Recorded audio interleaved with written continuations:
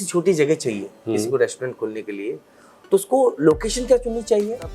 सबसे ज़्यादा main role हमारा लोकेशन का ही रहता है। अच्छा। अगर आप जहाँ पर रेस्टोरेंट खोल रहे हैं ना, तो आपको वहाँ पर ऐसा नहीं है कि हमने जगह देखी, लोगों से सुना, देन आपने ओपन कर दिया। सब एक कोर्स होता है जी, होटल मैनेजमेंट। जी। आज से जब मैं करीबन 5-6 साल पीछे जाऊँ ना, हाँ। तो सब भाग रहे थे उसके पीछे कि भाई होटल मैनेजमेंट करना है और कुछ नहीं करना, इसमें करियर बनाना है। जी। मतलब वो एक दौर था वाकई होटल मैनेजमेंट का जो दौर, राइट। 500 रुपए की वाकई चाय मिलती है 5 स्टार होटल में।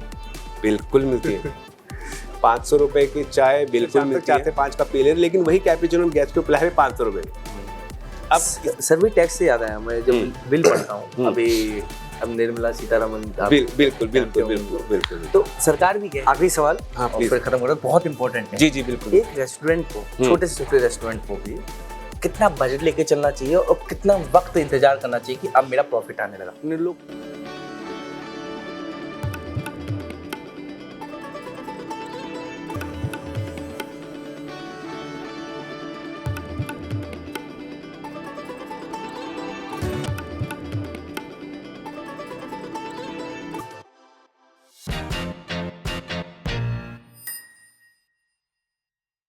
स्टार्टअप की दुनिया आ चुकी है और हर कोई अपना स्टार्टअप खोलना चाहता है, पर आपने रील स्क्रॉल करते हुए कई सारी यूट्यूब वीडियो में देखी होंगी, कल्चर ज़्यादा आ चुका है। अब चाहे दिल्ली का फूड हो, चाहे 5 स्टार होटल का या चाहे रेस्टोरेंट का, तो चलिए हम बात करते हैं और टॉक करते हैं कि भाई साहब ये दुनिया है कैसी, और इस दुनिया को जानने के लिए इस दुनिया के लोगों को जानते हैं। तो मेरे साथ हिमांशु हैं जो मैनेज करते हैं पूरे रेस्टोरेंट को। हाय हिमांशु, कैसे हैं आप? ऑल गुड, आप बताइए।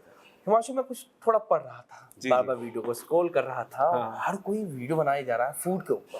बिल्कुल। क्या फूड की दुनिया में लोग जंप मार रहे हैं? स्टार्टअप्स की दुनिया है, हर कोई अपना बिजनेस खोलना चाहता है। जी बिल्कुल। तो ये उन लोगों के लिए एक वीडियो बनाने की कोशिश कर रहा था कि उनको समझ में आए कि एक रेस्टोरेंट, ये फूड की इंडस्ट्री होती कैसे है और आखिर इस पे काम कैसे होता है। तो क्या वाकई ये कारीगर इंडस्ट्री है? देखिए, पहली चीज़ कि आज के टाइम पे काफ़ी टाइप के फूड हैं। आप देख रहे होंगे कि आजकल लोग ठेली लगा कर भी फूड बेच रहे हैं। राइट। मोमोज भी लगा दे रहे हैं, कुछ तो कुल्हड़ पिज्ज़ा तक बेच दे रहे हैं, राइट, कुछ कुल्हड़ बिरयानी तक बेच दे रहे हैं। बिल्कुल। तो जो कारीगर है वो कुछ भी करके कुछ भी बेच रहा है, क्योंकि हमारे भारत में जो है खाने पीने के काफ़ी ज़्यादा लोग शौकीन हैं। सबको चाहिए कुछ नया, हर कोई कुछ नया ट्राई करना चाहता है। चाहे आप घर की औरतें ले लो, यूट्यूब पे एक से एक चीज़ सीखेंगी, देन वो ट्राई करेंगी घर पे कैसा क्या बनता है। बट अगर मैं बात करूं, जैसे आपने बोला कि स्टार्टअप की, कि भैया अगर आप कोई स्टार्टअप करना चाह रहे हैं रेस्टोरेंट का नाम, तो उसमें क्या होता है कि लोग पैसा लगाते हैं बट उनको पता नहीं होता कि स्टार्टअप करना कैसे है। आपने देखा भी होगा काफ़ी रेस्टोरेंट हैं, जैसे जितनी तेज़ी से खुलते हैं ना, उससे कहीं ज़्यादा तेज़ी से वो बंद होते हैं। तो कहीं ना कहीं अगर आपको रेस्टोरेंट खोलना है तो भैया स्टार्टअप सिर्फ खोल के बैठना नहीं है, समझना पड़ेगा, और इसको विस्तार से समझने के लिए थोड़ा सा विस्तार से हम बैठते हैं। हाँ बिल्कुल, चलिए। तो चलिए हिमांशु जी, बहुत सारी बातें करेंगे, बहुत सारी बातें करते हैं। तो पहला तो मेरे मन में सवाल है, और ये जितने भी सवाल है मेरे मन में नहीं, उन लोगों के मन में होंगे जो खोलना चाहते हैं स्टार्टअप से। पहले तो बताइए कि अगर एक छोटी सी छोटी जगह चाहिए किसी को रेस्टोरेंट खोलने के लिए, तो उसको लोकेशन क्या चुननी चाहिए सबसे पहले, और लोकेशन चुनने के बाद क्या लोकेशन इंपॉर्टेंट हो जाती है, उसके बाद उसको क्या क्या उसके अंदर होना चाहिए, मतलब क्या क्या फूड में होना चाहिए। फास्ट फूड में ज़्यादा ध्यान दें वो, या भी बाकायदा एक जो स्पेशल थालियाँ होती हैं, जैसे राजस्थान के मशहूर या उत्तराखंड का कोई स्पेशल थाली वगैरह होती है, उस पर फोकस करना चाहिए, क्योंकि फास्ट फूड हर कोई फास्ट की तरफ भाग रहा है। तो क्या होना चाहिए? लोकेशन बहुत इंपॉर्टेंट है, क्या क्या इंपॉर्टेंट हो जाता है? देखिए, मैं अगर बात करूँ लोकेशन का ना, पहले आपने लोकेशन पूछा तो मैं पहले लोकेशन की बात करता हूँ। लोकेशन में जो है सबसे ज़्यादा मेन रोल हमारा लोकेशन का ही रहता है। अच्छा। अगर आप जहाँ पर रेस्टोरेंट खोल रहे हैं ना, तो आपको वहाँ पर ऐसा नहीं है कि हमने जगह देखी, लोगों से सुना, देन आपने ओपन कर दिया। सबसे पहले आपको वहाँ पर जाके लोकेशन देखनी है कि जी यहाँ का, हम लोग बोलते हैं होटल इंडस्ट्री में बोला जाता है फुटफॉल, एक लैंग्वेज है फुटफॉल, कि यहाँ पर कितने लोग आते जाते हैं, कि यहाँ पर मॉर्निंग में कितने लोग आते हैं, दिन में कितने लोग आते हैं, इवनिंग में कितने लोगों का, मतलब जैसे होता है ना मार्केट में कितने लोग आने जाने वाले हैं, हमें वो चीज़ का मेन ध्यान देना पड़ता है। अगर हमारे साथ फुटफॉल अच्छा है, तब हम देखेंगे कि आसपास के लोगों की रिक्वायरमेंट क्या है। अब आप देख रहे होंगे आज के टाइम पे लोगों को पसंद है जो जल्दी मिल जाए, जिसमें ज़्यादा टाइम ना लगे, फास्ट मिले, हम लोग खाए और फास्ट निकले, क्योंकि आज के टाइम पे लोगों पे ना समय की बहुत कमी है। लोग वेट नहीं करते। 5 स्टार्स में पहले क्या होता था कि आपका पहले स्टार्टर आ रहा है, शोरबा आ रहा है, फिर आपका मतलब एक उसमें ना 7 कोर्स होते थे कि आपको 7 बारी में पूरा खाना खिलाया जाएगा। बट आज के टाइम पे लोगों पे इतना समय नहीं है, वो सीधा आते हैं जी स्टार्टर दे दो साथ में मेन कोर्स भी दे दो, उसी में वो लोग सिमट जाते हैं। तो समय को अगर मैं देखा जाए ठीक है, इसके बाद दूसरा क्वेश्चन क्या था आपका? दूसरा ये था कि जैसे कि हम सपोज करिए कि हम क्या रेस्टोरेंट के अंदर रखें, हम्म, क्या क्या होना चाहिए, फास्ट फूड पे ज़्यादा ध्यान दें हम या फिर नॉर्मल चीज़ों पे ध्यान दें? तो जैसे आपने पूछा मेरे से कि फास्ट फूड या नॉर्मल फूड, तो मैं कहना चाहूँगा इसके लिए आपको आपकी लोकेलिटी देखनी पड़ेगी कि आपके जहाँ पर लोकेशन है उसके आसपास कितने फास्ट फूड का अगर आप प्लान करें तो कितने फास्ट फूड के स्टॉल्स है या रेस्टोरेंट्स है। अगर आपने देखा नहीं फास्ट फूड के स्टॉल्स है वो काफ़ी अच्छी सेल्स कर रहे हैं, फिगर अच्छी है उन लोगों की, तो आप भी फास्ट फूड का स्टार्ट कर सकते हैं। अगर आपने बोला नहीं यार यहाँ पर ना नॉर्थ इंडियन की डिमांड ज़्यादा है या south Indian locality south Indian की डिमांड ज़्यादा है, तो आपको उसके हिसाब से रेस्टोरेंट खोलना पड़ेगा। बट ये चीज़ आपको थोड़ा सा स्टडी करनी पड़ेगी, वो मैं आपको फ्रेंडली बताऊं।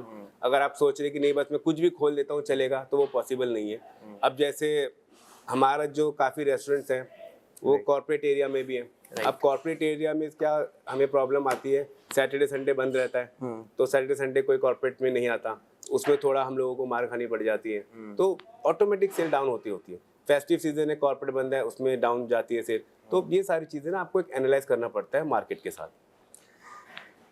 एक कोर्स होता है जी होटल मैनेजमेंट, जी। आज से जब मैं करीबन 5-6 साल पीछे जाऊँ ना, हाँ तो सब भाग रहे थे उसके पीछे कि भाई बिल्कुल, होटल मैनेजमेंट करना है और कुछ नहीं करना, इसमें करियर बनाना है। जी। मतलब वो एक दौर था। वाकई होटल मैनेजमेंट का जो दौर है वो अब खत्म हो गया है या फिर अभी भी इससे कुछ फायदा है युवाओं के लिए? देखिए मैं आपको बताता हूँ, जो आपने बोला ना कि ये एक दौड़ है, तो उसी दौड़ का हिस्सा मैं भी था हूँ। तो उसी दौड़ में मैं भी था। मेरे घर वालों ने काफ़ी मना किया था कि नहीं रहने दे, ये सब चीज़ों का कोई वो नहीं है। तो मैंने बोला कि नहीं, मुझे बस शौक है अंदर से, क्योंकि मेरे पूरी फैमिली में कोई भी होटल बैकग्राउंड से नहीं है। मैं इकलौता अपने पूरे परिवार में हूँ जो एक होटल इंडस्ट्री से बिलोंग करता है।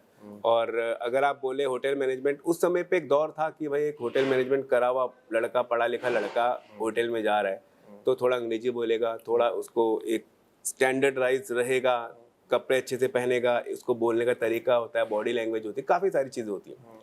बट दूसरी चीज़ मैं आपको बताऊं, फैमिली के लिए टाइम नहीं होता, क्योंकि होटल्स होते हैं जो काफ़ी लंबे समय तक चलते हैं। शादियां हैं वो आजकल होटल्स में हो रही है, रिसेप्शन है, बच्चे का नामकरण है, आप बर्थडे है, सब चीज़ होटल्स में हो रहा है। ऐसा कुछ नहीं है कि भाई कोई घर पे फेस्टिवल। अब हमारे समय पे क्या होता था कि ठीक है किसी के बच्चे का नामकरण तो घर में बलून लगा दिए, घर में सजा दिए। बट आज के समय पे हर कोई होटल्स की तरफ भागता है, क्योंकि कोई घर में इतना लफड़ा चाहता नहीं है। क्या उसकी वजह ये है कि पहले के मुकाबले में जो होटल के प्राइस थे वो डाउन हुए हैं या फिर लोगों के पास पैसा आना लगा है? ये भी बहुत अच्छा क्वेश्चन है आपका। पहले क्या होता था कि ऑप्शंस कम थे। अब आज के टाइम पे ना, जिस पे थोड़ा पैसा है, जिसकी सेविंग है, उसने बोला नहीं यार मैं एक रेस्टोरेंट डाल लेता हूँ, तो वो एक रेस्टोरेंट से 2 रेस्टोरेंट, 2 से 3, 3 से 4 कर ले रहा है, और वही एक सक्सेसफुल बिजनेसमैन है जो ये सारी चीज़ें कर ले रहे हैं। अब मैं बात करता हूँ कि जैसे आपने बोला स्टडी वगैरह का, स्टडी का क्या था कि स्टडी तो आपको करनी पड़ेगी, क्योंकि अगर आप कोई एक अच्छा प्रोफेशनल शेफ बनना चाह रहे हैं तो उनको पढ़ाई करनी पड़ेगी, देन वो एक अच्छे शेफ बन सकते हैं।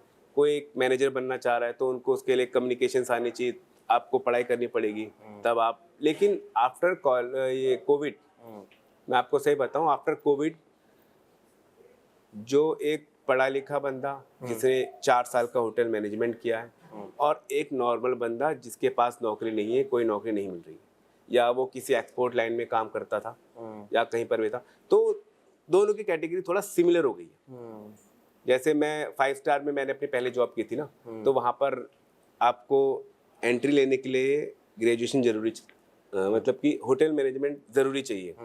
अगर आप होटल मैनेजमेंट नहीं किए हो तो आपका एंट्री नहीं होगा, आप उसमें ना मतलब जॉब ही नहीं कर सकते। बट अब ऐसा दौर आ गया है कि 10वीं तक पढ़ाई की है, हाँ जी ठीक है आ जा, 12वीं तक पढ़ाई की है, ठीक है आ जा, तू भी आ जा। बिकॉज काम इतना ज़्यादा बढ़ गया है, लोग इतना ज़्यादा होटल रेस्टोरेंट में जाने लग गए कि उन पे लेबर की कमी पड़ गई है, स्टाफ की शॉर्टेज है, तो सभी काम तो आदमी सीख ही ले रहा है। अब करना क्या है जी, ड्रिंक बनानी है, ड्रिंक बनाने के लिए आपने एक लड़के को लगा दिया, इसमें इतना ये डालना, इतना डालना, एक ड्रिंक बनके तैयार हो गई, इतना ml ये डालना है, इतना ml वो डालना है। तो वो सीख गया लड़का, अब उसने बनाना शुरू कर दिया, आपको पसंद भी आ गया, आप अब वो उसके हिसाब से करियर अपना शुरू कर देगा। अच्छा ये बताइए कि आप, जो मैं सुनता हूँ 5 स्टार होटल में, जब मैं छोटा था थोड़ा, और मैं हमेशा पीछे से क्यों सुन रहा हूँ कि मैं पीछे से बहुत कुछ सीखा है। राइट। ₹500 की वाकई चाय मिलती है 5 स्टार होटल में? बिल्कुल मिलती है। 500 रुपए की चाय बिल्कुल मिलती है। और जब मैं पहली बार 5 स्टार होटल में जॉब करने गया था ना, तो जब मैंने फर्स्ट टाइम था मेरा, मैं कॉफ़ी का बिल देने गया था गेस्ट को, जब उसने मुझे 1000 रुपए दिए। हाँ। ये बात है 2014 की, ओह! 2014 की बात है। तो मैं खुद देख के शॉक्ड हो गया। बिल था उस टाइम पे, मैं उस टाइम फ्रेशर ही था। हाँ, हाँ। तो मुझे बोला तुम्हारा आज गैस से इंटरेक्ट कराते हैं, बिल लेके जाओ और गैस को लेके आओ। मैंने ठीक है। मैंने बिल खोला तो उसमें लिखा था कैपेचिनो, एक कैपेचिनो थी, उसका प्राइस था 650 रुपए। ये 5 स्टार होटल की बात बता रहा हूँ। तो मैं शॉक्ड। वही कैपेचिनो हम लोग कम से कम 4 से 5 बार पी लेते थे बैक एरिया में खड़े होके। हाँ। अगर वहां पर हम लोग प्लेट वाइपिंग कर रहे हैं या फिर कुछ सेटअप लगा रहे हैं, तो वहाँ खड़े खड़े कैपेचिनो चल रही है। हाँ। सुबह से लेकर शाम तक 4 से 5 कप पी ले रहे, लेकिन वही कैपेचिनो गैस पे पिला रहे 500 रुपए में। अब इसमें क्या क्या इंक्लूड होता है? इसमें इंक्लूड होता है जो हम सर्विसेज गेस्ट को दे रहे हैं, जो हमारा इंटीरियर हम गेस्ट को दे रहे हैं, जो वाइब गेस्ट को दे रहे हैं, गेस्ट आया उसको हम लोग सर्विस दे रहे हैं। तो मतलब वो सारी चीजें ना उस एक कप कॉफी में सिमट जाती है। सर्विस टैक्स से याद आया, मैं जब बिल पढ़ता हूँ अभी, अब निर्मला सीतारमण आप बिल्कुल जानते बिल्कुल होंगे बिल्कुल उनको। बिल्कुल। तो सरकार भी कहती है कि आप चाहें हाँ। तो आप लड़ सकते हैं कि भैया मुझे ये सर्विस टैक्स नहीं देना है जो आप हमें सर्व कर रहे हैं। Exactly. हमें वही टैक्स देना है। तो इसके लिए कभी बहस होती है किसी कस्टमर से? देखिए, इसके लिए बहुत ज्यादा बहस हुई है। तो इसमें तो बहुत ज्यादा बहस करी हम लोगों ने। काम करते पहले यहाँ एक बढ़िया सी चाय पीते हैं, उसके बाद हम इसको कंटिन्यू करेंगे। अब 5 स्टार होटल की चाय की बात आ रही थी हाँ हाँ, प्लीज आप लीजिए सर। और ठीक है, थैंक यू। आ ही गई चाय। हाँ हाँ आह, ठंडी के मौसम में चाय का मजा कुछ अलग बिल्कुल है। सर। पर ये 500 की तो नहीं है। नहीं नहीं, चिंता मत कीजिए, ये 500 की नहीं है। हाँ, क्या पता इसका सर्विस, हाँ सर्विस की हम बात कर रहे थे यहाँ पर कि वाकई क्या सर्विस किसी कस्टमर ने लड़ा है? कोई लड़ता है कि भाई हम सर्विस नहीं देंगे? और आखिर वाकई सर्विस कितना लगता है? सपोज करिए कि वो जो 100 रुपए का फूड है आपका, आपने उसमें कितना सर्विस लगाया? क्योंकि ये जानने की जरूरत है मुझे कि हर कोई नहीं जान पाता। उसको लगा कि भाई ये यार 99 का मेरे लिए फूड था, ये कुल मिला के जो 230 का बिल आया, कैसे कैसे, तो कैसे कैसे कन्वर्ट होता है? बिल्कुल थोड़ा डिटेल में बताइए। ठीक है, देखिए अगर मैं बात करूँ सर्विस चार्ज की, अगर मैं बिल्कुल स्ट्रेट फॉरवर्ड बोलूँ तो ऑप्शनल होता है। गेस्ट की मर्जी है, वो देना चाहे तो देंगे, वो हटवाना चाहेंगे तो रिमूव करवा देंगे। उसमें कोई दो राय नहीं है कि आपको मैंडेटरी देना ही देना है, आप हटवा सकते हैं। अब मैं बात करूं, ठीक है, जब मैं अपनी बात बताता हूँ, सारी चीजें ना मैं अपने ऊपर लेके बताऊंगा आपको, क्योंकि मेरा जो एक्सपीरियंस रहा है बहुत बढ़िया रहा है इन चीजों को लेकर। तब से लेकर आज तक मैं इसी चीज के लड़ रहा हूँ। शुरू में क्या होता था कि आदमी आया 5 स्टार में, खाना खाया, उसको पसंद आया, एक वेटर ने एक अच्छी सी स्माइल की गेस्ट से, तो गेस्ट को काफी पसंद आया, गेस्ट ने इजीली सर्विस चार्ज पे करा, कोई कुछ नहीं था। बट जब से जीएसटी आया है, सर्विस चार्ज के ऊपर थोड़ा सा कहा सुनी हुई है, तो अब इसमें कुछ गेस्ट क्या करते हैं, पे करते हैं, कुछ गेस्ट करते हैं हटवा देते हैं। अब कुछ गेस्टों का क्या होता है, इसमें भी अलग अलग गेस्ट हैं, आएंगे आपसे बोलेंगे यार एक डिस्काउंट दे दो हमें, हम रेगुलर आ रहे हैं, या फिर आपने बोला ये हमारे रेगुलर है तो यार हफ्ते में 2 बार आते हैं, एक अच्छी पीआर बन गई आपकी, तो आप उनको डिस्काउंट दे दो 15, 20, 25 जो आपका कंपनी बोलती है ना, मैनेजमेंट बोलता है, आपने वो डिस्काउंट दे रखा है, क्योंकि मैनेजर के हाथ में भी कुछ फिक्स डिस्काउंट होते हैं कि इतने से आप ज्यादा नहीं जा सकते, इतने तक आप दे सकते हो, तो आपने कुछ परसेंट दिया। अब इसमें गेस्ट कभी कभार गेस्ट खेल जाता है, अच्छा डिस्काउंट दे दिया, उसके बाद बोलेंगे सर्विस चार्ज हटा दो, उसमें हम फंस जाते हैं, मैम वो डिस्काउंट दिया है यार, डिस्काउंट तो ठीक है लेकिन सर्विस चार्ज तो ऑप्शनल है ना। अब हमने तो, सरकार बोलती है कि सर्विस चार्ज अब नहीं दे सकते, सरकार तो ये भी बोलती है कि भाई गाड़ी चला रहे तो सीट बेल्ट लगा लो, बाइक चला रहे तो हेलमेट लगा लो, दारू पीना सेहत के लिए हानिकारक है वो कोई नहीं सुनता, ये सब सुन लेते हैं कि सर्विस चार्ज देना मैंडेटरी नहीं है। बट अभी भी इस पे बात चल रही है, गवर्नमेंट का कोई फाइनल रूल नहीं आया है कि आपको देना ही नहीं है। अगर ऐसा कोई रूल आया होता ना, तो जितने भी रेस्टोरेंट है ना, ये सर्विस चार्ज नहीं लगाते अपने जो बिल में होता है।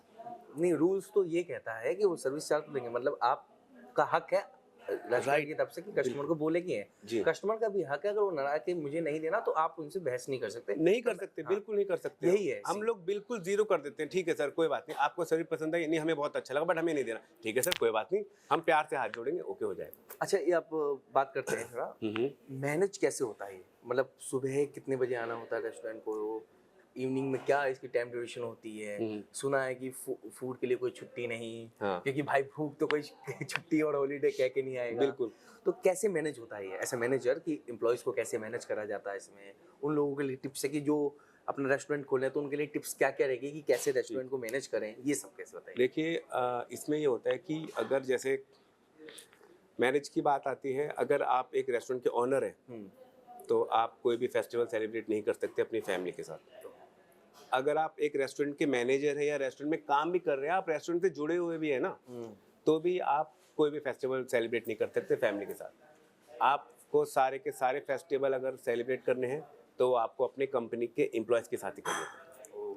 आपको अगर सेलिब्रेशन करना है तो आपको गेस्टों के साथ सेलिब्रेशन करना पड़ेगा। जो गेस्ट आपके पास आ रहे हैं, आपकी स्माइल देख के उनके चेहरे पे स्माइल आ रही है, उनकी स्माइल देख के आपके चेहरे पे स्माइल आ रही है, ये हमारा सेलिब्रेशन होता है।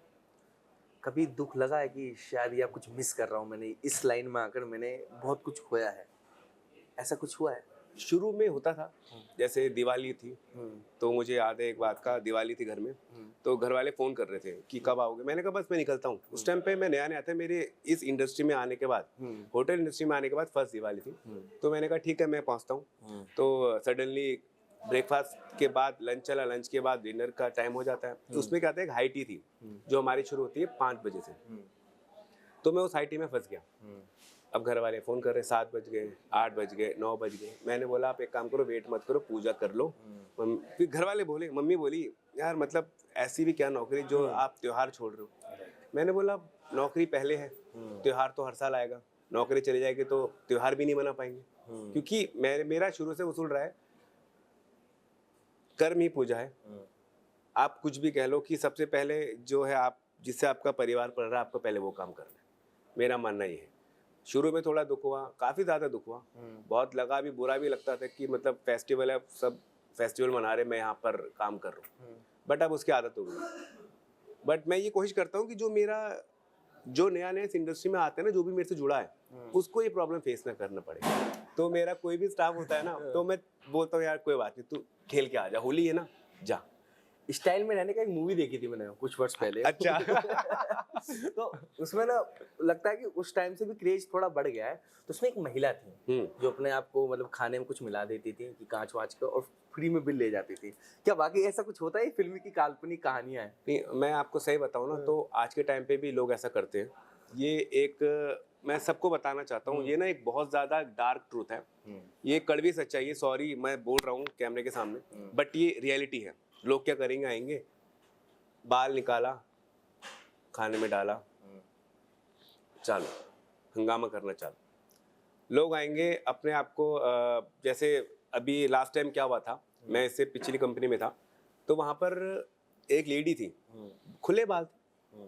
रेस्टोरेंट में कॉम नहीं करते, मतलब अगर आप बाल अपने संवार रहे हो रेस्टोरेंट में, आप कंघी कर रहे हो तो अलाउ नहीं होता। स्ट्रेट फॉरवर्ड हम लोग बोलते हैं मैम प्लीज़ आप अपने बाल ना टाई कर लीजिए, यहाँ पर कॉम मत कीजिए। क्योंकि ऐसा नहीं कि आप ही बैठे हो या मैं ही बैठा हूँ, खाने के लिए 10 लोग 50 लोग आ रखे हैं, आपका बाल उड़ के दूसरी टेबल में चला गया, अब गेस्ट तो समझेगा नहीं, उसका सारा का सारा भुगतान हमें करना पड़ेगा। मैनेजर है या फिर जो भी है शिफ्ट में, वही देखेगा। अब मैंने ऐसे भी गेस्ट देखे, कितनी बार तो मैंने कैमरा चेक करा है। गेस्ट आते हैं, पानी की बोतल खोलेंगे, यार हमने तो नहीं पिया, सर आप नहीं पिया, सर देख लो, अरे नहीं नहीं भैया हमने थोड़ा पिया। अब गेस्ट इज ऑलवेज राइट, हमारी इंडस्ट्री में कहा जाता है हम गेस्ट हमारा भगवान होता है। मतलब आपको पता है कि गलती उसने करी है, कैमरा दिखाना नहीं चाहते।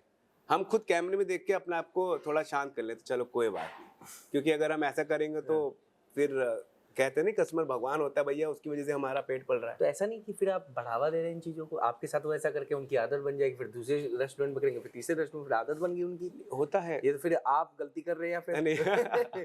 आप बढ़ावा दे रहे हैं, यही है बढ़ावा देने नहीं ऐसा नहीं है। और कोई नहीं क्योंकि है? होटल इंडस्ट्री का रूल यही है कि बी हम्बल, बी पोलाइट। अगर आप अपने से ऊपर किसी को समझते हैं ना, देन आप सरवाइव नहीं कर पाएंगे। ओह, ये मतलब चीज बहुत झुकना ही पड़ेगा, जैसे लड़की वाला बनना ही रहना पड़ेगा पड़ेगा। आपको, हाँ, लड़कों वालों का एग्जैक्टली। लड़की वाला बन के रहना, हाथ जोड़ के रखने। हाँ। आप बोल रहे हैं तब भी आप जो बोल रहे हैं गलत हो, नहीं जी आप बिल्कुल सही बोल रहे हैं, जैसा आपको अच्छा लगे आप कर सकते, कोई दिक्कत नहीं। अच्छा जी। अब फास्ट फूड की वजह से लोगों की हेल्थ पे इफेक्ट पड़ रहा है, बिल्कुल क्या पड़ता है। मानते हैं इस बात को आप? बिल्कुल मानता हूँ। कहीं ना कहीं आपके धंधे पे फर्क पड़ेगा इससे? नहीं नहीं ये रियलिटी है, मैं बिल्कुल मानता हूँ। हाँ। जो फास्ट फूड है, जैसे अभी अब मैं बात करता हूँ फास्ट फूड की, आपने जैसे फास्ट फूड बोला, मैदा है, हाँ। थोड़ा उसमें भी इशू होता है मैदा में, बट लोग मोमोज खा रहे हैं, दबा के खा रहे हैं। जितने भी ये मोमोज ठेले वाले मोमोज बेच रहे हैं, सभी बेच रहे हैं, बहुत बढ़िया से चल रहा है। समझ में लेट आता है जब एक उम्र चली जाती है, समझ में तब आता है जब उसे खा के कुछ प्रॉब्लम आती है। ऑयली फूड मना करते हैं खाने के लिए डॉक्टर्स, बट फिर भी आदमी ऑयली फूड खा रहा है। बल्कि तेल अलग अलग तरीके के निकाल दिए, ये हार्ट वाला, इससे आपको बीपी नहीं बढ़ेगा, इससे आपका दिल स्वस्थ रहेगा। वो ये नहीं बोलेंगे कि भैया आप इसको अवॉइड करो, आप बॉइल्ड खाना खाओ। बाहर के लोग, चाइना आप चले जाओ, जापान चले जाओ, आप ये सिंगापुर चले जाओ। मैं सिंगापुर में भी रहा हूँ। अच्छा। तो मैं सिंगापुर में 2 साल रहा पूरे, तो मैंने वहाँ के लोगों को कभी भी ये ऑयली फूड खाते हुए नहीं देखा। वो सिर्फ नॉर्मल अपना बॉइल्ड फूड खाएंगे। आखिरी सवाल, हाँ, और please। फिर खत्म करो, बहुत इंपॉर्टेंट है। जी जी बिल्कुल। एक रेस्टोरेंट को, छोटे से छोटे रेस्टोरेंट को भी कितना बजट लेके चलना चाहिए और कितना वक्त इंतजार करना चाहिए कि अब मेरा प्रॉफिट आने लगा? लोग 1 महीने में हार जाते हैं क्योंकि। ये सबसे मेन सवाल जो आपने पूछा है इस इंटरव्यू में। देखिए, अगर आप बजट लेके चल रहे हैं ना, तो सबसे बेस्ट है क्लाउड किचन, जिसमें आपको ना सीटिंग देनी, कुछ नहीं करना। वो आप अपने घर पे भी शुरू कर सकते हैं। आपने को बस हुनर होना चाहिए खाना बनाने का। आपने खाना बनाया, पैकिंग करी, जोमेटो या फिर ऑनलाइन प्लेटफॉर्म, काफ़ी सारे ऑनलाइन प्लेटफॉर्म है जिसमें आप अपना रजिस्टर करवा सकते हैं किचन। तो आप क्लाउड किचन में खाना बनाइए, पैक कीजिए, सर्विस कीजिए। अगर आप सोच रहे हैं, उसमें आपका बजट कम आएगा। अगर आप सोच रहे हैं कि नहीं, आप मुझे एक रेस्टोरेंट चाहिए, तो आपको छोटा रेस्टोरेंट अगर आपको खोलना है, तो वो 15 से 20 लाख में इजीली खोल सकते हैं। बहुत इजीली खुल जाएगा 15 से 20 लाख। अच्छा, ये पेस्ट कंट्रोल करवाना जरूरी होता है रेस्टोरेंट में? पेस्ट कंट्रोल कराना बहुत जरूरी होती है। हमारी खुद की 1 महीने में 6 बार पेस्ट कंट्रोलिंग होती है। क्या बात कर रहे हैं? क्यों? अगर नहीं कराएंगे तो नुकसान क्या है? नहीं कराएंगे तो चूहे होंगे, क्योंकि जहाँ खाना वहाँ कॉकरोच, जहाँ खाना वहाँ चूहे, सारे के सारे जितने भी रूल रेगुलेशन के हिसाब से पेनल्टी? एग्जैक्टली पेनल्टी है। अगर आप जैसे फूड सेफ्टी वाले, हमारे पास काफी सारे इंस्पेक्टर्स आते हैं, तो वो भी ये बोलते हैं जब आते हैं ना चेकिंग के लिए, पेस्ट कंट्रोल का है, हाँ जी है ये। तो ये महीने में कितनी बार कराना चाहिए? महीने में आपको देखिए 4 बार तो मिनिमम है। अच्छा। 4 बार मिनिमम है, बाकी डिपेंड करता है आपका रेस्टोरेंट कितना चलता है। अगर आपका रेस्टोरेंट सुबह से शाम तक चल रहा है, बहुत ज्यादा गंदगी है, बहुत ज्यादा है, तो आपको महीने में कम से कम 6 बार कराना बहुत जरूरी है, 6 से 8 बार। चलिए, बहुत बहुत धन्यवाद सर, आपने Thank you मुझे so कीमती much। समय दिया, और ये उन लोगों के लिए जानकारी होगी जो अपना स्टार्टअप खोलना चाहते हैं इंडस्ट्री में।